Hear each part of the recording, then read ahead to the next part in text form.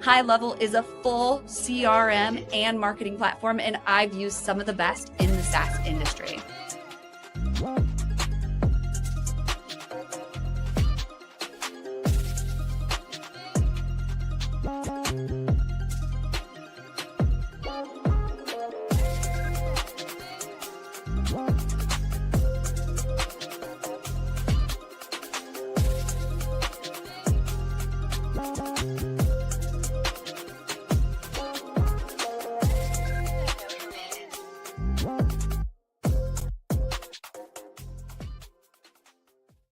And we are live on LinkedIn, YouTube, Facebook, and Twitch. It's Revening's Wednesday.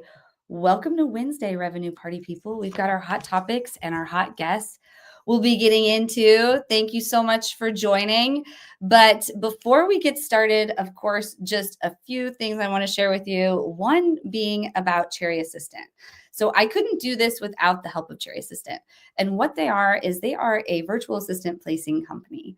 So I started working with DJ Kim, the founder of Cherry Assistant, way back when I first got started, and he was helping me find VAs to produce on my live stream. And now we have Layla here in the background helping us, video editor. But for you, it might be something else. It might be an executive assistant that will help you scale, or you might need a bookkeeper. But you can scan this QR code if you're watching on video, or just go to cherryassistant.com, fill out their form, talk to them, and let them know that you heard about them through WinsDay. And, we want to make sure that you can start delegating. And then also we've got High Level. I talk about High Level every week. We want to help you get signed up for High Level. So this is my affiliate link right here. It's a CRM and marketing automation platform, only $97 a month. More on that during intermission. But for now, I want to introduce you to our guests. Welcome to the show, Victor and Reilly. Thank you so much for being here.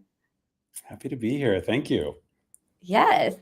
We have some really great topics to get into, but before we do, we want to get to know you, and hopefully the crowd will start building. Where is everyone? I need to share this, I guess. And we want to know about you. Good old-fashioned Wednesday style. We need 2 minutes from birth to what brought you to now. Could you kick us off, Reilly? Yeah. So kind of growing up was always into art and kind of just the creatives, and then stumbled into design. And just kind of, that was the start of a lifelong love of just realizing how important design was. And then that kind of led me down this path at a very young age, where I'd compete nationally and I'd do things for graphic design and doing whatnot on that field. But then that really just pushed me into strategy and realizing that design is art meets strategy. And then this amazing thing called strategy that then connects to human behavior and psychology and just leverages all these amazing things that makes humans human. And that kind of just really birthed a lot of my interest and my curiosity. And just even, I love science. I love all these things. And psychology really was kind of that interesting cross between business and design, and then, brand. And that's just kind of where my interests had that crossroad. And from there, I was able to then start a business and start building from there, and just really brick by brick, because I really just start off small and just kind of this one client at a time, and proving each time with the client, going, no, we can go beyond just a rebrand or beyond just design, and lean into strategy, lean into brand strategy, pricing strategy, and all these amazing things that helps them actually reach their audience. And so I've just always been a nerd, whether it's like technology stuff or science. And it's just, this is kind of the business version of that. So it's worked out nicely. And I enjoy it. Like, I don't feel like I work really. It just feels like I'm just always exploring, asking questions, reading books, and having fun.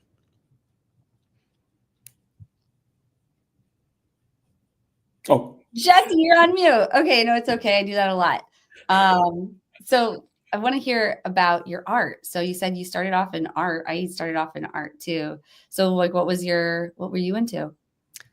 Well, mainly because my mom was really creative and she was an artist. So she was always, and she's like your classic arts and like crafty. So she was always doing something different, painting on tile or creating, pottery or stuff like that. And so that was always encouraging. And then I have other family members who are much more into business. So even at a young age, I was being homeschooled and being kind of really showing music, showing art, showing business, and just all these different things, and just the principles of running a business and treating people a certain way, and just kind of the almost salesmanship of it. And to me, there is art on the creative side, and then there's this art of the nuanced kind of business, or the dance of business. And I just always, I don't know, it just fascinated me. And I think just diving into that, I was never your classic artist, but then that's where design kind of, like I said, that nerdy techie side of me, where I was always drawn to computers. And then once I like got my hands on like Photoshop, right? Like the first copy, I was like, oh my gosh, like the world, I can do anything I want. And then Illustrator and all this self-teaching. And it's been a journey, but. That is so cool. Well, thank you so much for sharing. And Victor, of course, we want to hear about you. And we can go look at both of your LinkedIns, which I would encourage everyone to do to get your full resume. But from birth to what brought you to now in 2 minutes, Victor, could you tell us a little bit about yourself? Yeah, absolutely. So I was originally born in Brazil and moved to the States when I was 3. Landed in a couple states, but really my childhood was in Minnesota. And I'm the only child. My parents were working, and TV kind of became my babysitter for a few years. But I think that's where I kind of fell in love with advertising, because commercials, jingles, what have you, it just was incredibly creative, especially on Saturday morning. And my dad was in marketing, and it was always kind of an interesting conversation that I would have with him about what he did and what he was excited about with his career. And it really spoke to me. And kind of like what Reilly said, I think there is sort of this curiosity when it comes to creativity. And while I am good at art, I've never been, taught certain types of skills, but I've always been pretty creative. And that really is a fire in me, not only within what I do in advertising, but what I do, in my personal life, because I just think you're always kind of learning and hopefully unlearning and relearning things. But I started my career in advertising, and then I had the opportunity to move to New York. And for me, that kind of became a real epicenter for creativity. Just felt not only with the people that I was working with, but diversity and just being exposed to different ways of thinking that I would have never had, let's say, in the Midwest. And then, like every good Minnesotan, at some point you tend to come back. And I brought kind of everything that I've learned and passion points that I had, and really built a life in Minneapolis that's been wonderful. But yeah, I find creative outlets through music, through cooking. I have a massive vinyl collection. Every Friday night, we listen to one vinyl, have a cocktail, listen to both sides, and just kind of relax. And, I think we're, part of our culture is just kind of skipping or jumping to things. And there's something really nice about just music and kind of understanding the story that a vinyl or a complete collection will tell you from an artist. So that was, something that's certainly fun, and it really inspires me. And and I get a lot of great ideas from my Bernie Doodle dog, Ozzy. He keeps me humble. Love that. He's not here right now because, he tends to interrupt. But that's my story. So I think creativity, curiosity, and a little bit of nerdiness is a good thing. Oh, absolutely. Okay, we are like, this is right up my alley. I love this episode. So get super nerdy and talk about brand. And our first topic is brand-led marketing, why strategy should drive campaigns. Now, Reilly, I believe this was your topic, right? Yeah, I think I was assigned. Awesome. Can you kick us off on this discussion? Yeah, and I think this is actually very relevant, especially nowadays with AI, and we've had this whole era of just like creating like content. And I just talked about this on another podcast of a lot of this creativity and just really everything's been reduced down to now content, right? And it's become this game of volume and mass and just like continuous grind of creating content. And I feel like now campaigns have been reduced to that as well. And so when you do think about that and going, okay, is that really the game we should be playing? Yes, we were all adapting to this quote attention economy. And have we sacrificed strategy on this altar of attention? And I feel like that there could be some missteps where strategy has been kind of given the back seat, and that then leads just the content being the focus and the overall campaigns. And now these campaigns are not really driven by strategy, but just driven by the fact of they're trying to capture eyeballs and trying to make someone stop scrolling and trying to make someone stop flipping the channels or whatever it is. Like, and is that really the point of it, right? Versus when you do see very great advertising or great marketing, I always, the word that always comes to mind to me is it was clever. Whenever I see a great ad or a great, just like something, or a billboard, I'll be like, man, that was really clever. Whoever thought of that like deserves a raise, because the concept was there. Contextually, it was clever for maybe their industry, for the medium it was on. And that cleverness, to me, that's the strategy. And I mentioned this recently as well, of what Rory Sutherland kind of talks about, is that are we going to have this kind of reawakening where, you know, corporate suit executive side of companies are going to have to start really kind of honoring creativity and true creative that is this, you know, clever, because it is a bit of, like Rory talks about, is the alchemy of it. They can take something and really raise it to the standard. And that's really where this strategy comes in, of being able to drive these campaigns. It's not about just mass campaign and just gathering as much attention and covering as much as land as possible, because that game's kind of done. The algorithms are now pivoted against that. Agentic AI is going to then be pivoted against that as well.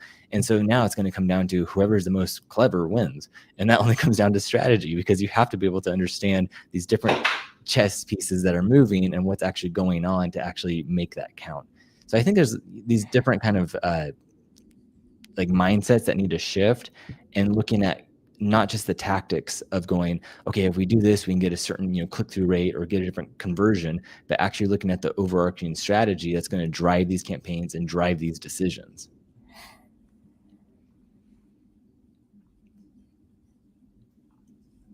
Definitely. I don't know if you just heard me say 100%. I got kicked out of the studio a little bit while you were chatting. I don't know if it was my internet or what. Go for it. Would love to hear your reaction to all of this, Victor. I couldn't agree more. You know, I think we've evolved into the sort of this rapid prototyping, where it becomes much more tactical. You know, gone are the days where, let's say, you had an annual plan and you had this multi-channel campaign that, you know, you introduce it, you open the curtain, you put it in the market, and you see how it's working, and you hope it's going to, you know, be successful, and you're going to optimize as you go. And you start to realize that you have to have additional touch points. But, you know, as Reilly said, you know, the strategic journeys that we take with clients are important. We've got to make sure that we're going down the right path, that we're considering what's behind every corner or around every corner. But we also need to be incredibly flexible. And I think a lot of brands that are really winning today are able to pivot kind of quickly and find something that's happening in culture and be part of that conversation. And more clients are wanting to do that, regardless of the category or the brand they're in. And that puts some pressure on the agency partners to really think about, well, how can I make financial services be relevant in this moment when, you know, Taylor Swift and Kelsey are getting, you know, engaged? And certain brands can leverage that and do it incredibly well, like M&M's, while others may not be the first choice. And so you have to really think about, you know, is this brand jumping on the bandwagon with everybody else? And is it right for the brand and its purpose? Or is it just kind of a cheap trick? So I think, you know, strategically, it's really pushing us to think more broadly. Reilly said there's a lot of AI, a lot of components that are influencing how people engage, and more importantly, if they transact. And so agencies are really having to have their finger on the pulse of what is happening in this moment, not just what's happening in the next month. 100%. Yeah. I really appreciate what both of you said about, especially just, you know, taking care in design. Like, you know, we want to I think of, for some reason, have you guys seen the ad of it shows Microsoft Paint, and then someone like took a cursor and they're like, hire a graphic designer, or I need a graphic designer, or Yeah. something like that.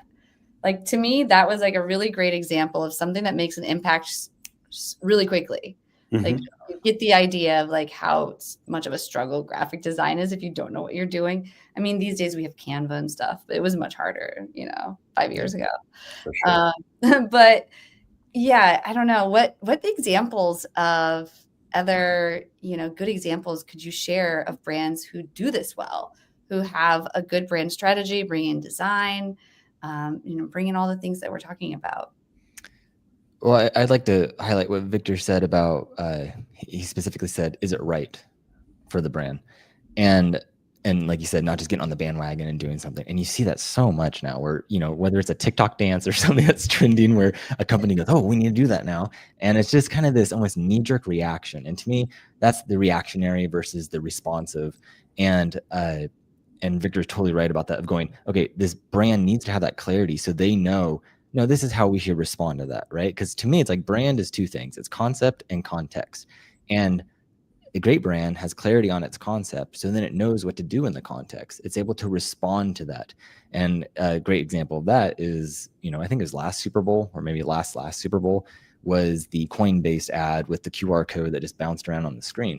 Is that they used that time so wisely, where it was this clever, almost, they broke the convention of the cliche Super Bowl ad where it needs to be funny and throw in a couple celebrities and then call it a day. And they did that, and it literally broke their website because so many people scanned the code. And I think you see this where even like brands like Liquid Death or things like that have so much clarity on who they are that they are able to make these steps in their marketing, in their voice, in their messaging, and everything that's just so, it's very crisp and it cuts to the chase, but also it knows who it's talking to. And I think another brand that really stands out to me for a very long time, they've just been so consistent, is like Red Bull, where they have had this crystal clear this vision of who they are, that they don't even like produce their own product. They're just completely like, it's essentially a white label where they just slap their brand on it, and now they have a whole media company where they know that this is how we're garnering attention. This is how we're actually creating this brand and the perception of what Red Bull represents. And what's more powerful than that, than to be able to make something that goes beyond the actual product into really this like lifestyle and idea. And it's incredible to watch. Mm-hmm. I agree 100%. Red Bull's a great example. Thank you for getting into that. And also for answering or reacting to a little bit of what Victor was saying earlier too. We did get a comment come in from Doug. He says, you had me a concept and context. I think he said I think he means to say you had me at concept and context. That was a really good statement. Good discussion in layman's terms. Absolutely, Doug. Thank you for being here, and stay around. We want to know, like what appeals to you, Doug. Keep your questions and comments coming. And yeah, we've got some more support for the Red Bull comment. But Victor, what about you? Would you name any brands before we transition to the next topic? Yeah, Reilly took my answer with Liquid Death, because I think that brand has done an incredible job of just totally water in a can. Oh no, absolutely. But I just what they've recently done with Spinal Tap with the 11 pack, or the fact that they worked with a former client of mine, Depend from Kimberly Clark. These, and Elf Makeup and Yeti, the coffin, like they are literally brands are drafting off of Liquid Death's promise and how they show. And you would never in many ways kind of think of how would Liquid Death with Depend undergarment work. But when you basically acknowledge that you're at a metal concert and you need to go to the bathroom, this is a great solution. So they're just, I think, completely bringing very relevant brands, but brands that people have never thought about collaboration with, and doing it in such an incredible way. Another brand that I've been really impressed with is Wendy's. Not only with the WinsDay promotion, but their social has just been just epic and on fire for a while. And I love when brands are willing to take a chance and have a very honest dialogue with what's going on and poke a little fun at themselves. But they can also be incredibly competitive in their messaging. So having some of that flexibility, I always give props to some of those social teams that are driving that, because it is showing differentiation based on what you would see, let's say, in traditional TV. But something that's really kind of part of the culture, and it's really just kind of touching what people are talking about. So that's probably the other brand that I would add. Oh, those are all really great examples. Thank you so much for mentioning them. Yeah. But let's transition now into our second topic. I'm going to let Layla bring it up on the screen. Thank you, Layla. Brand promise evolution, trends, reshaping loyalty, and consumer trust. Can you kick us off on this one, Victor? Yeah, happy to. This is a passion point for me, because I think we are living in the greatest sort of trust disruption in modern marketing. Consumer expectations, have fundamentally shifted from showing me what you do to kind of prove to me who you really are. And the brands winning today aren't just delivering products and services; they're delivering on promises, that resonate both emotionally and practically. But here's what's kind of a fascinating point: is that the very definition of loyalty is being rewritten by consumers who have, infinite options and kind of zero tolerance for broken promises. So the brands that are in touch are those that really understand what consumers desire in this moment. And they win not only that immediate transaction, but hopefully that repeat purchase and, of course, loyalty. So, case in point, McDonald's is bringing back their value meal menu, right? And a few years ago, it was like people were kind of acknowledging how unhealthy they were, and how much food there actually was. But that helps offset the financial pinch that many people are feeling, and McDonald's understands that right now. And I don't know if you guys caught the Today Show this morning, but they did a segment on Hamburger Helper. Let me ask, it's a 40-year-old brand. Have you thought about Hamburger Helper in a while? Actually, I'll admit I made Hamburger Helper last night. Good. It was a staple in my home, and it was wonderful. And it's a 40-year-old brand that's seen a 14% increase in sales recently for consumers who are looking for affordability, given current economic solutions, and the fact that you can feed multiple people from one box. And I think the box is about $2, if I'm mistaken. So, and my kids love it. Yeah, no. And I think just, maybe, 5 or 7 years ago, it was just, I certainly don't want to call it a dusty brand by any means, because it does have any dusty brands here. That's for sure. No, it does have equity. And trust me, I have a lot of heart for Hamburger Helper, but acknowledging what's going on right now and just having that finger on the pulse is really important, because that demonstrates understanding. And that's so critical for real brand value, but also creating this enduring values match that many people have with brands. So, loyalty is kind of one of those components that sometimes in the past clients would kind of acknowledge, we'll get to that if we can. I just need to get more people in the bucket. I need to sell more things to more people. But loyalty is certainly important, because the canary in the coal mine, if you think about it, is kind of like hidden in plain sight. You can watch your engagement quality when comments shift from advocacy to criticism, or even worse, to silence. You can get a sense of what's going on, but that declining kind of reach really is kind of an impetus, I think, to how loyalty is working. And usually lifetime value is a very lagging indicator. So the signals are a little bit more subtle. But I think those marketers that are understanding the conversation that their brand is having and the people that are engaging with them, and if influencers or content creators are actually supporting the brand, that's money. 100%. Couldn't agree with you more. Reilly, I would love to hear your take on all of this. No, I love it. I think recently is kind of talking about brand, and people are like, well, okay, when CEOs ask, the ROI of brand, and I'm like, well, what's the ROI of a relationship? Like, what's the ROI of your relationship with your spouse or your partner or your girlfriend or boyfriend or whatever? What is that? You make time for them. You probably go above and beyond. You spend money on them. You do all these things. What's the return on that? And brand is kind of the same, where the ROI is brand, like having that relationship, because brand is a relationship. And so just like even like with Hamburger Helper, it's like you have this certain promise that's there based off of price sensitivity. So there's a promise that's going to pretty much be there based off of the price. But even a brand that I think of is like Costco, where Costco's done such a great job of being so darn consistent and really leaning into what its members care about. if you just look at the numbers behind Costco, it's incredible, because they're just able to really fully ride on the membership, and then everything else just kind of like they don't create a huge margin on it, because that's part of their principle of who they are as a company and part of the promise. It's the same reason why they have $1.50 hot dog and the chicken in the back. Like, you have these loss leaders that are actually part of the company promise, and that loyalty just kind of comes from there.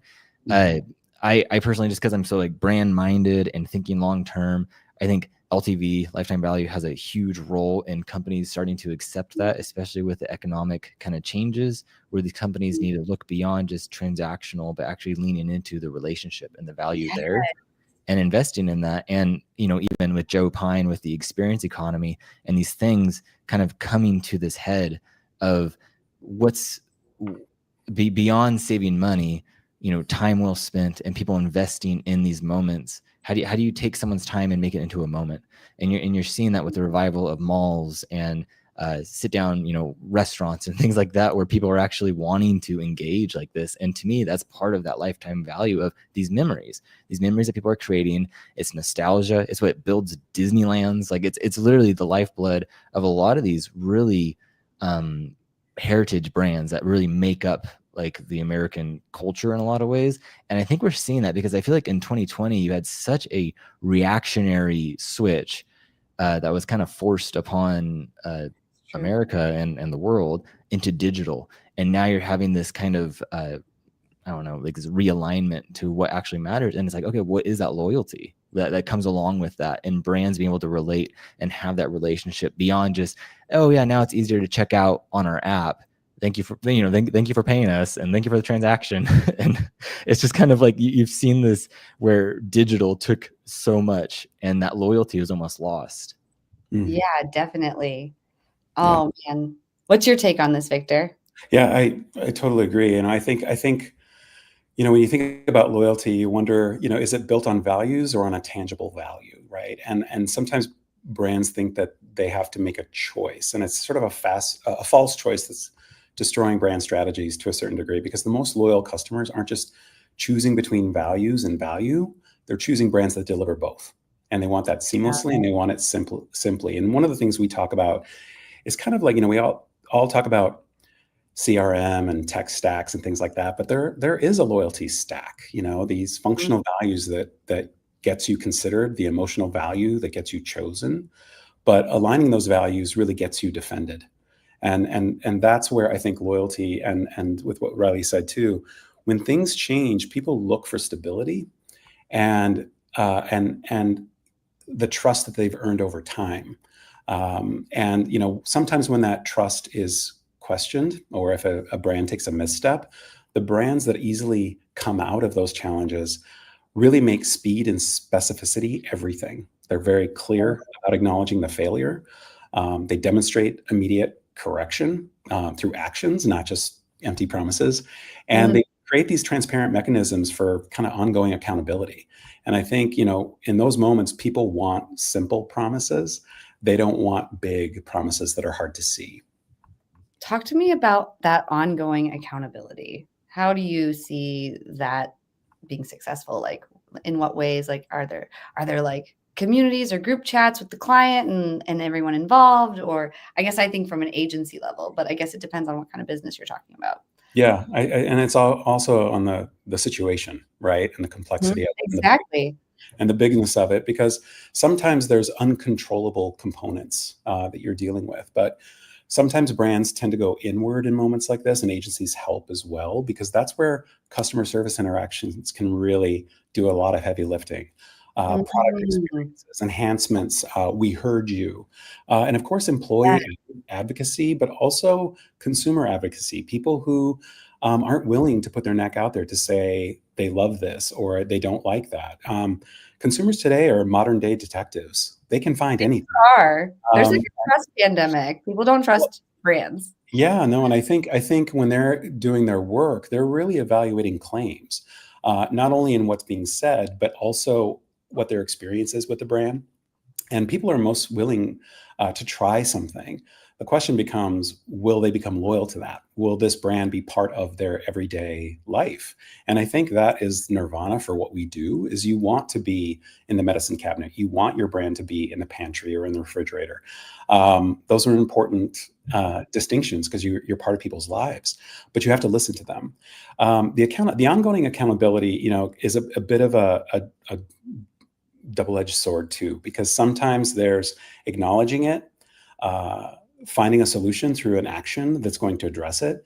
But then if you can continue to a level where you feel like you're just, how should I say this, extending it beyond its expiration, sometimes that's when you kind of you have to say pencils down. Okay, I think we've addressed it, because when you start to over-explain, I think that trust becomes a question again, versus just, again, speed and simplicity. That's all people want.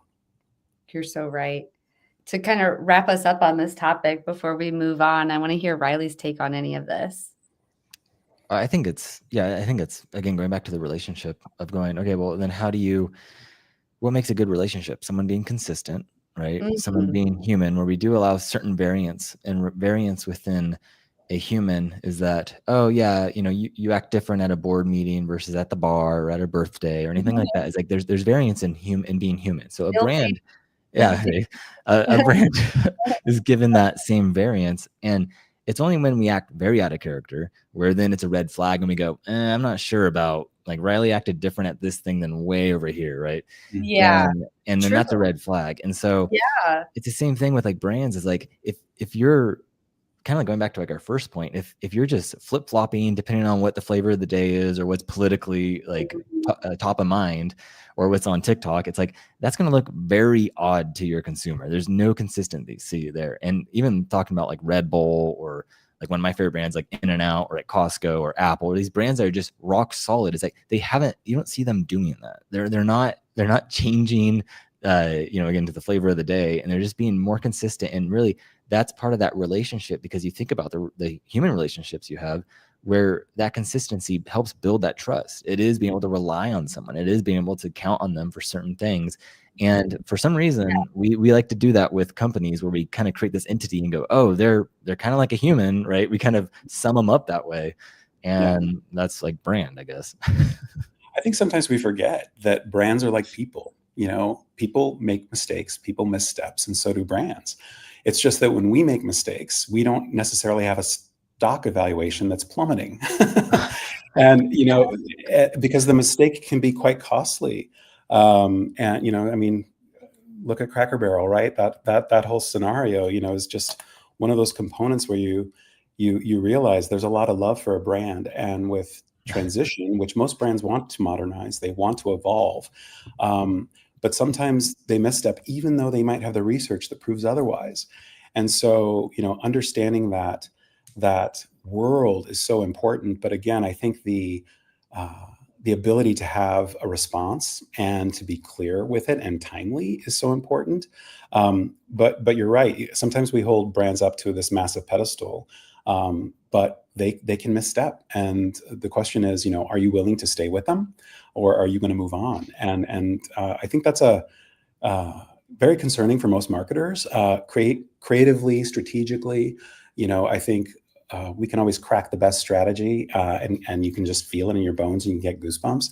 But it might sometimes be too far for a client because they don't want to take or accept the risk. But I've seen many scenarios where clients and ambitious marketers have embraced the risk and have seen great reward.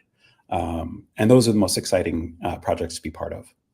Oh, always. Yeah, definitely. I know exactly what you're talking about. Mm-hmm. Well, we have 2 more really great topics to get into. Would love to hear more from the audience. If you're tuning in, what are your thoughts here?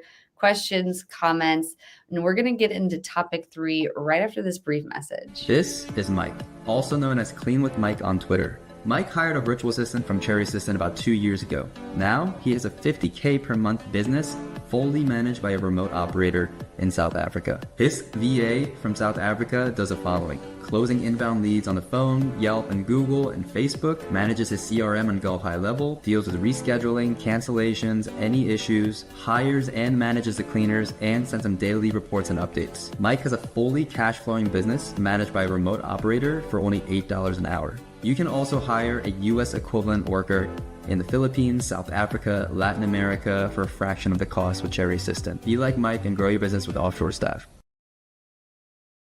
And if you're listening on podcast, what we're seeing on screen right now is a menu of services that they offer, including lead generation, CRM management, prospecting assistance, sales presentation preparation, data entry and cleanup, customer support, and project management assistance, as well as just so much more. Just go to their website at cherryassistant.com or scan that QR code that you're seeing on the screen and talk to DJ Kim and the team over there. They are doing a lot of really great work at Cherry Assistant. And then also we've got Layla here in the background. One of these days, Layla, you're going to have to come on screen so people can meet you.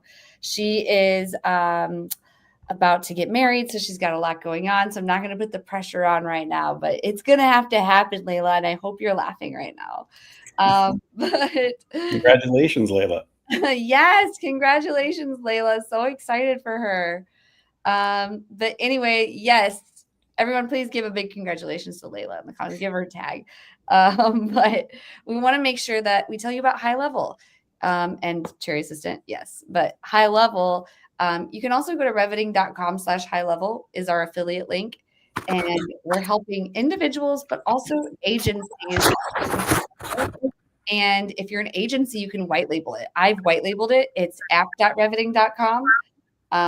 But you can also just use it as an individual. It's only $97 a month.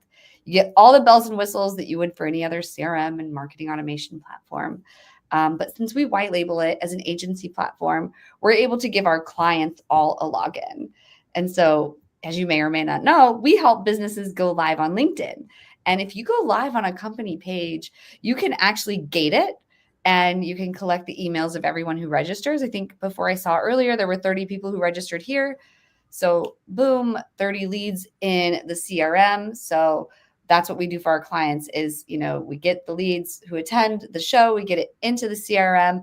A lot of them will be subscribing to the newsletter. So we can do newsletter recaps from the show, et cetera, et cetera. Would love to tell you more. But anyway, we do it all with High Level. So try out High Level.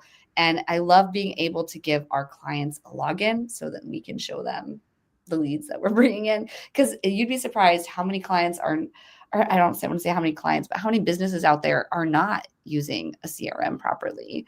But anyway, I digress. Let's get into topic number 3. We're still going to be talking about brand, but it's brand clarity to confidence. So driving sales, marketing, and growth. And I believe this is your topic, Reilly. Could you kick us off on it? Yeah, brand clarity, like I kind of wrote about in our book, Brandy, one of the main topics that people highlight, because on Amazon, you can see on Kindle what people highlight. It's actually kind of cool. And in the book, we talk about brand clarity creates brand confidence. And that clarity isn't just from the business side of it, but it's actually from the consumer side. And so they're able to have confidence in, brand X is for me or it's not for me. And so being able to have that brand clarity of who you are, what you're actually doing, like, and really being able to go, this is how we're making deliberate decisions, and we're not just following trends, or we're not just doing things that aren't really making sense for the brand. And like what Victor said earlier is like knowing when to go, is this right for us? Does this make sense for where we're going in the long-term vision for our plan here? And having that brand clarity then gives you clarity, gives your team clarity, and gives your customers clarity. And then everyone has confidence in the decisions they're making and being able to be deliberate. And I think there's just kind of this lost art of focusing on that clarity, because we do have so much like distraction now, and things are speeding up so fast. Like technology alone just is advancing very fast. And then with AI, now it's like literally every week there's something groundbreaking, like literally groundbreaking that's happening. And I think there's just kind of like distractions and this pressure to always be staying in the know rather than going, no, keep that long-term focus so that you can have that clarity. And almost like, to me, it's like to have that, the clarity itself is what drives that focus. So then, again, being able to say no to certain things and know what to say yes to. And I think it's just kind of, I don't know, to me, it's like, that's the tip of the spear that then the rest of the marketing, the, management team, everyone else can kind of get behind and be able to help drive that forward. Yes, 100%. You're so right. And that's one of the hardest parts, I feel like, is when marketing is spinning our wheels. and things aren't happening, a lot of the time Yeah. it comes down to this. I see you nodding, Victor. What's your take on all of this? Yeah, it's like what we were talking about before, the importance of strategy. Some of the best experiences that I've had have been with marketing leaders who are decisive and very clear on what their brand stands for and where they want to go next. And when you have that type of vision, it's very easy for everyone to get right behind you. And it's as important to understand who you are as it is who you're not and who you're not for. I'm a huge Simon Sinek fan. Start with your why and all about brand purpose. But I also feel like purpose has evolved into promise, because sometimes that brand purpose still feels like you might be kind of staring at your belly button, because it's an exercise about why you exist. But when you really think about what do people need, you have to bring them into the conversation. You have to understand, what promise are we making to them? And that level of clarity is so important. And again, I'm a huge believer in simplicity. That becomes the North Star for everything we do. And when opportunities arise and you want to start to explore different paths for the brand, it's really fun to kind of see where you can go. But I think that level of clarity is so important, because that's just critical to business success and to what we do, because you're going to get the best work out of your partners as well, and the most inspired ideas. Yes, 100%. And just keep it simple, silly, which is the old saying, but it's so true, right? I hate to say it. I think it was stupid, but yes. I mean, keep it simple, stupid. Yeah. But I like where you've evolved it. Yes, exactly. Yeah. Yeah. I don't know. Any more you would want to say on this one, Reilly? I mean, I feel like this is the most important topic of them all. Because if you don't have your strategy down, if you don't know your audience, you don't know your message, it's not going to work. We can sit here and like throw spaghetti at the wall all day long. And, marketing will spend money. It's fine. We'll keep spending your money. But if your product market fit isn't there, yeah, it's hard. I don't know, Reilly, what do you do when you see this problem? Well, typically, to me, clarity really will drive forward the distinction, right? Because when you do know, okay, no, this is who we are. This is how we're going to do business. This is how we're going to act. This is how we talk to our customers. This is how they want to be talked to. Then that's going to help you really keep that uniqueness of your approach to it. And that's going to drive that distinction where you're not just different, you're actually distinct from the market. And typically that's going to also align with your strengths. And so then from a business side is that you're building this nice moat, right? And that's what Warren Buffett always talks about when he's looking at companies. It's like, where's the moat, right? You want a moat. And then from there, it's like the brand helps actually communicate that and drive that further. Because if you're in a business, you're by definition, you're in a category. You're kind of stuck. You're certain pricing. There's certain ways of doing business. But brand is what allows you to get outside of that. Again, that's what Red Bull did to the beverage company, is that he essentially created a whole new category of beverage. But within the beverage category, he's like, no, I'm going to do my cans tall and skinny. No one else is doing that. I'm going to do my label like this. We're going to do it like this, do it like that, right? And so that clarity, that I forgot his name. It's actually, I think it's hard to pronounce his last name. So I'd probably slaughter it if I remembered. But he drove that clarity, and that's what made Red Bull so distinct and so successful. And that's what led his pricing strategy, and everything else kind of got in line with that. And if you're familiar with In-N-Out, I know both of you aren't California, but In-N-Out's kind of a big deal. But yes, they have so much clarity in who they are, is that when the daughter took over the company, the reporters, gathered around her and were like, are you gonna start selling chicken? And she just laughed, because that's not In-N-Out. And if you know In-N-Out's so simple. It's just that clarity of going, no, this is what we do, and we do an amazing job at it, and we do it day in and day out. And it's just it's quite incredible when you see a company like that, even like Costco. And Costco, even in its design language, like it's awful. Like it's everything about it is just, from a design standpoint, it's terrible, right? And the same thing can be said about Amazon, is that Amazon is like literally like the just convenience store of design, where it's not Apple, it's not sexy. And but they got one-click checkout, right? That's the biggest thing there. And both these companies, they focus so much on it. Costco mainly, is that it would be a mixed signal if Costco lost its clarity and goes, we're going to rebrand and it's going to be sexy. We're going to be like Apple. Kirkland's going to look like Apple or something like that. And they spend a ton of money on it. All the members would be like, no, this isn't what we're wanting to, this isn't what we're signing up for, right? It's about buying bulk. It's about getting a good deal. And also, you know, some of the other member perks. And so people, they align with that clarity. And that's why their membership, their profitability is equal to their membership revenue. It's incredible. And so I think it's like that clarity alone is like, it gives the company teeth. So it can actually bite, you know, it's like, and has a bite. And I don't know. I see it too often where that clarity is lost, where it's just they're trying to follow certain things and be a certain way, and there's just loss of direction, and that just gives no one hope. Your team doesn't have hope in that. Your marketing, like you said, they're spinning their wheels, going, okay, we need to think of something that's creative and going to get attention, rather than going, no, like Liquid Death, like we were talking about earlier. It's reverse, where they go, okay, we are Liquid Death. We do things this way. We talk this way. We look this way. So when we're going to run, I don't know, a Super Bowl ad, or when you do a celebrity ad, what do? We get Martha Stewart, we get Ozzy Osbourne, and we do something totally off the wall and just like in your face. And there's like that's attractive to customers. Yeah. Sure. You know, I think without clarity, you create commoditization, you know, and God forbid, indifference. You know, and I think that's where it kind of gives you hope, and it gives you permission to just continue to explore the boundaries or the edges of the box, because the box doesn't always have to be small, you know, for some of these brands. But I think at the core, they know who they are, they know what they're about and what they stand for, and they acknowledge that they're not for everybody. And I think a lot of marketers want everybody, right? But I think that's when they make those decisions that really stand out. They add to the overall experience, and they keep you guessing. They keep surprising you. And I think, as Reilly said before, cleverness.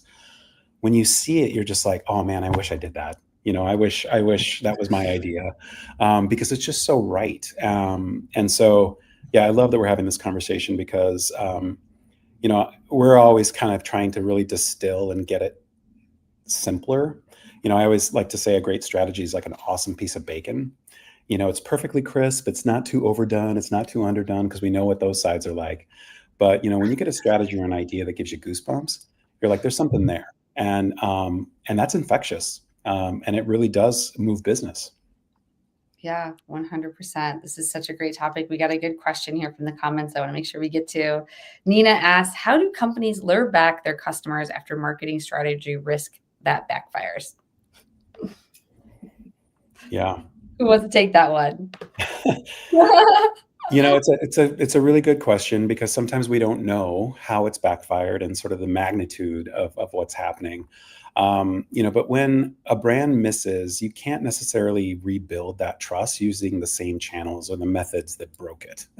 So if advertising created the disconnect, advertising alone won't fix it. You need to really move into trust building in those uncontrollable environments. So as I said before, simplicity, speed. Sometimes, you know, the fact that brands aren't responding for days or weeks makes me a little bit nervous, because it's just about responding, having a point of view, and being honest about it. I think people are willing to forgive to a certain level, and you know, depending on your values and the impacts it's had on your life. But you know, we live in the time right now where it's very easy for people to boycott brands and retailers, and we've seen the impact of that, because people have a choice, they have value, and they want to be heard. And the brands that understand that power want to right the situation. So for me, again, it's about that speed. Like, how quickly are they addressing this? How honestly are they addressing it? And again, how are they creating these mechanisms of action that show they are taking a different path or have a new solution? It's a good question. I wish there was a simple answer for it, but it really depends on the situation, the brand, and kind of the passion level of the people. Yeah, definitely. What would you say on this, Reilly? I agree with Victor about the being responsive to it, right? It's like, I think it was in the hotelier, they realized that when you mess up, you can actually have a 2 times like gain based off of the mess up if you actually respond to it and you address it and you kind of put your tail between your legs a little and you go, hey, we did mess up, let me make it up to you, right? And you, again, relationally, when you have a little spat with someone and you kind of own up to it, you be the first one to say sorry, and you go up to them, I'm sorry, I lost my temper or whatever, right?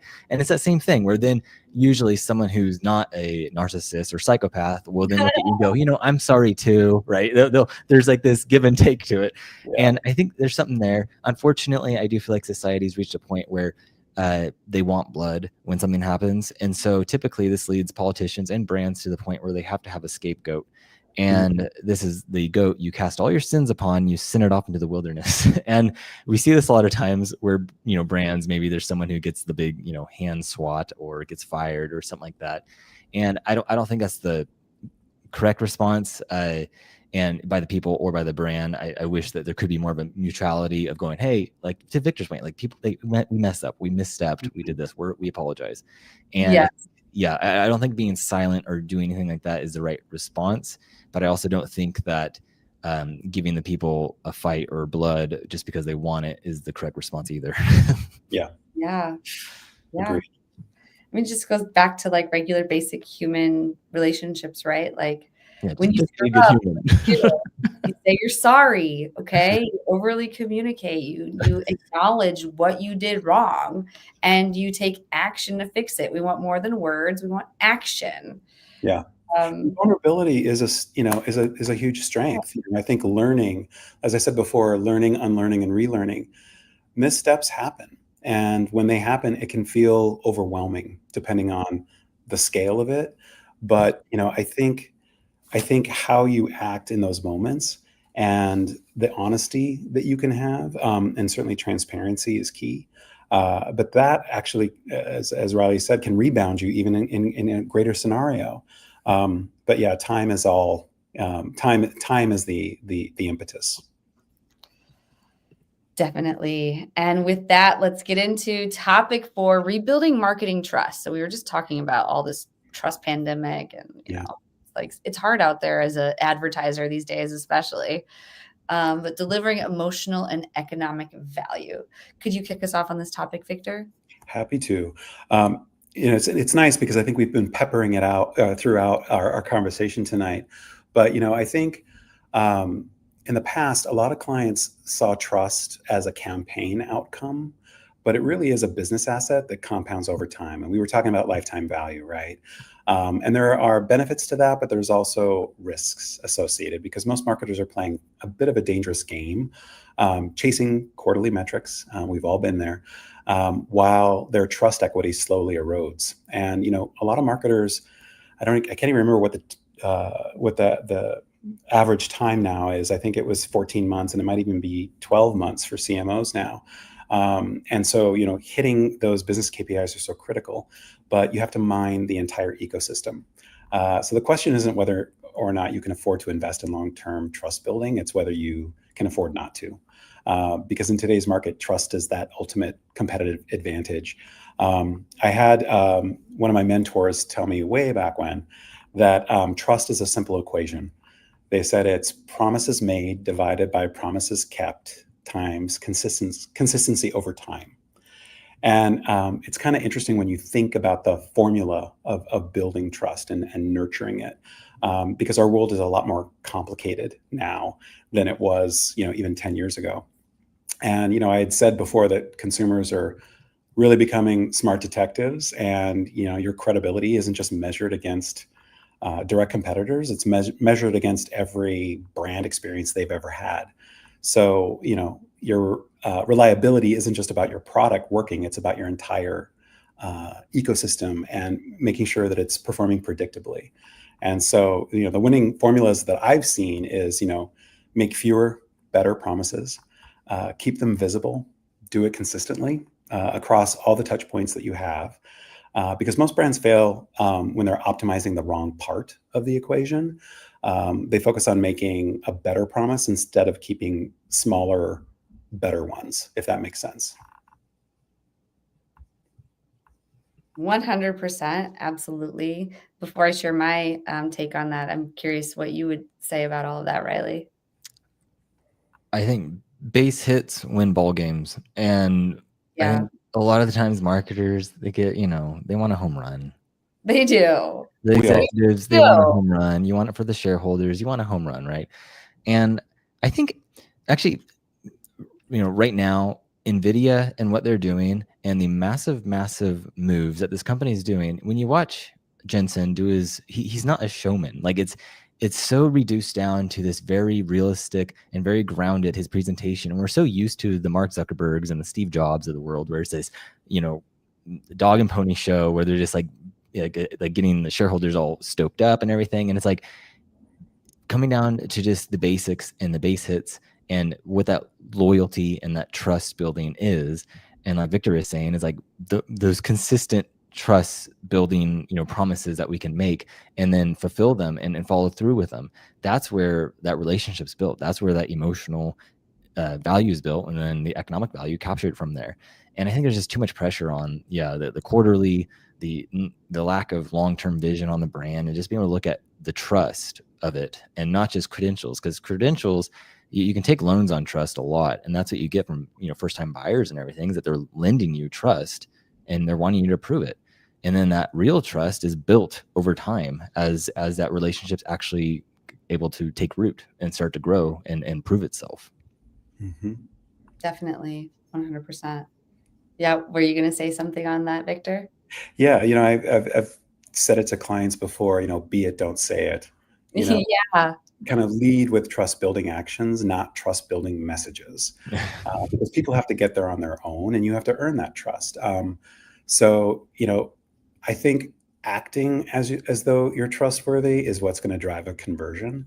Instead of claiming you understand the situation and you're trying to just demonstrate or claim your trust. I think that's really important. But the campaigns that build enduring trust kind of leave behind, I would say, legacy assets. Like you have, systemic improvements that can exist in the operations, but also in the brand product or the product features and benefits. You've got cultural proof points. And then, as Reilly said before, deeper relationships. That's what this is all about.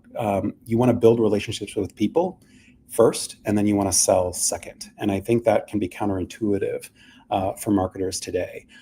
They're both equally important. They're critical because, again, they're enduring. This is something that lasts, hopefully, the test of time. So you have to be committed to that. 100%.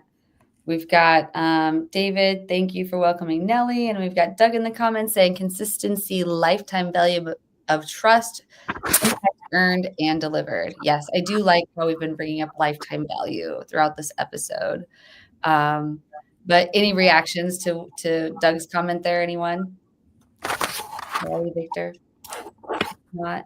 I would say it's pretty straightforward of just kind of, again, like what we've been talking about. To me, it's like, I always go back to just the relationship building. Like if you're not able to build that trust, because that's the foundation for any relationship, there is a relationship nonetheless, is that relationship is either existing or it's non-existent, right? So it's going to be there or not. And so being able to then start building and putting kind of votes in favor of a healthy relationship versus a non-healthy.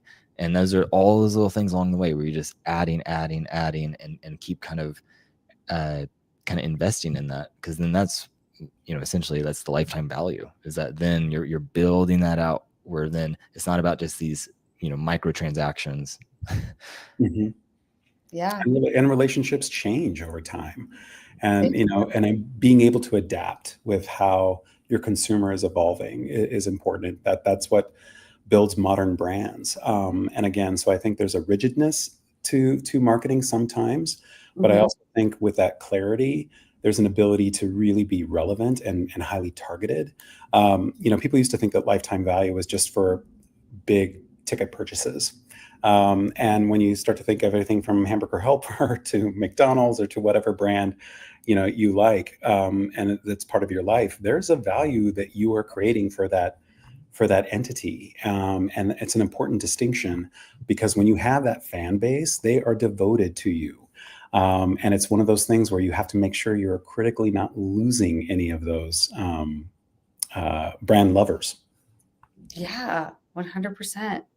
Yeah, I mean, it kind of comes back to the whole like keep it simple, stupid thing, right?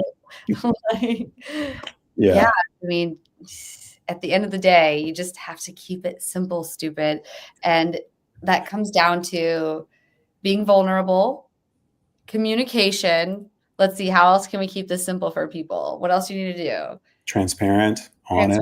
Transparency. Yeah. Yeah. All And the things that you would do in a relationship to like build a relationship. Exactly what Reilly was just saying. mhm. Yeah. Communication and being consistent is like, Consistency. Yeah. yeah. I feel like too many just kind of lose that, where they're either jumping from bandwagon to bandwagon, or they don't have the clarity, so they can't just stay, you know, no, this is our lane. We're staying in our lane. Like, Mhm. just to be able to say that as a brand, to go, nope, we're not exploring these other products. We're not doing this or doing that. This is just what we do. And it's boom, you know, it's that simplicity that really matters. Yeah, definitely. 100%. Would love to hear what you think in the audience. If you're here on LinkedIn tuning in, I think we've got one of you on Twitch. What are your thoughts here? But other than that, let's make sure we get into the guru of the week. Woo-hoo! So we want to know, we just spent all this time learning from you. Who inspires you on LinkedIn, and who is your guru of the week? Drum roll. Boom. You want to go first, Reilly? Oh, yeah. So this is Kevin Kelly. I think you can see his thing on the screen. He actually wrote a great book, and I've been able to chat with him on LinkedIn, and we've had some great conversations. But he essentially, like, these great things we've been saying about brand and human behavior and psychology and just that aspect, he comes from an architectural background. And so he's talking about the actual architectural side of that and creating spaces that really tie into those psychological factors. So it's been cool talking with him and hearing what he talks about on certain podcasts that he's on, and then also reading some of his posts, because it's essentially that, just from a different lens. And I really appreciate, you know, hearing those kind of perspectives a lot, where it's just kind of a different take, but on these really grounded principles that do affect many different areas. I'll have to look him up.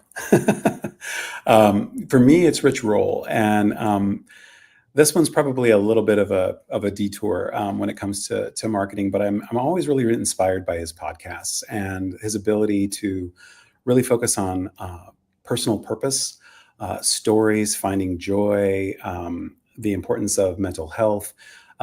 There's a lot in what he covers that can apply to marketing today and understanding consumers where they are and in this moment. And when you start to think about, again, the evolution from brand purpose to more of a brand promise, very insightful conversations, making sure that we speak to humans and not forgetting that we're not talking to a persona or an audience segment. We're talking to people. And he has a fresh way of just kind of cutting through and being incredibly relevant. Now, I am not a triathlete. Rich has some incredible stories. Has written some incredible books that really inspire, I would say, just how far you can push yourself and the learnings that you take from that. And so it's been wonderful to kind of hear his journey, but then the people that he brings into his podcast and them telling their stories, very inspirational. And again, I think when you think about brands trying to be more relevant and to be clear with the people that they're trying to reach, that authenticity, that vulnerability, that clarity is so important. So I love to kind of bring some of his teachings and learnings into strategic development. So he's my guru for the week. Nice. Awesome. Thank you so much for sharing about Rich and also Kevin. I'm going to have to check them both out, and maybe we can get them on the show. We'll have to tag them in here and let them know they're the guru of the week. But before we go, we want to make sure that we learn more about you. And we just spent this whole hour listening to you. So we want to know, how can we get in touch with you? And also, what exactly is it that you do? So Reilly, could you please kick us off by telling us a little bit more about you, what you do, who you serve, and if they could be served by you, how could they reach out to you? What do I do? My daughter asked me that the other week, and I was like, well, that's hard to explain. I don't think my in-laws know what I do. So basis is brand strategy, and that goes into human behavior and psychology. My company is called Motif Brands. That's motifbrands.com. We work with companies specifically within brand transformation. So that's looking at them going, okay, you're here and you're wanting to get there. What's this gap look like? And it's almost like this brand deficit, where there's a difference between how you see your company and where you're trying to be, and maybe even how your audience sees you. So we help them clear that, and that's using brand strategy and then executing all that through design in a full rebrand and looking through all their customer journey touch points, website, all that kind of stuff, so that they not only strategically go about how they should, but also are positioned in the market. We help them reframe things and then actually signal and portray their brand visually how they should. So yeah, check out our website. You'll see some of our case studies, and we get pretty nerdy on things. So we're just kind of getting into like really the details of brand and applying some of these principles. And you can see our book and our podcast on there as well, where we do these little deep dives on topics like we talked about today. I love that. Thank you so much for sharing. And how about you, Victor? Tell us about you and who you serve, how you serve them, and if they could be served by you, how could they reach you? Absolutely. So I'm the CMO of Preston Spire. We are a fiercely independent, employee-owned, full-service creative agency in Minneapolis. Love that. Our positioning is essentially good wins. The world is filled with a lot of negativity right now, but there's a lot of good that's actually out there, and we help brands find that untapped good, and we amplify it. We like to say that we're fiercely independent by choice. We exist to be a positive force in the world, and we look for brands that share that belief. So you're more than welcome to go to prestonspire.com. There's a link to reach out to me directly. But as Reilly said, we help clients with strategy work, content development, campaign development, media planning and buying, everything under one roof. We're very senior leveled. We're a small agency, but we have a lot of people who came from holding companies and larger agencies that still want to get their hands dirty in creativity and advertising. So we move pretty quickly, and we have a lot of fun while we do it. I love that. Well, that sounds really fun, actually, to have a whole employee-owned marketing agency group like that. So thank you for sharing that. I can only imagine. You guys probably do some really great work together, super collaborative, especially when everyone's a little bit of an employee. That's so fun. Yeah, no, everyone has skin in the game, which is a great way to work. Not employee, but owner. Everyone's a little bit of an owner. Everyone's an owner. Love that. So cool. Yeah. Well, thank you both so much for coming on the show, spending this time with us. We really appreciate it. Audience, thank you so much for tuning in. And until next week, I'm going to go ahead and let you know who's tuning in. But instead of covering you up, Victor, I'll cover myself up. We've got Katie Nelson. She's the CEO of Sales Uprising. And wait, we're not having Victor Kimble on again. That can't be correct. We've got the right image for the guest next week, but I think we messed up the name of next week's guest, but that's okay. We'll put it in the comments here. Double dipping. I'm available if you need. I appreciate that, because maybe we will. Well, thank you both so much, and I hope everyone has a great Wednesday night. Talk to you all later. Pleasure. Thank you. Bye.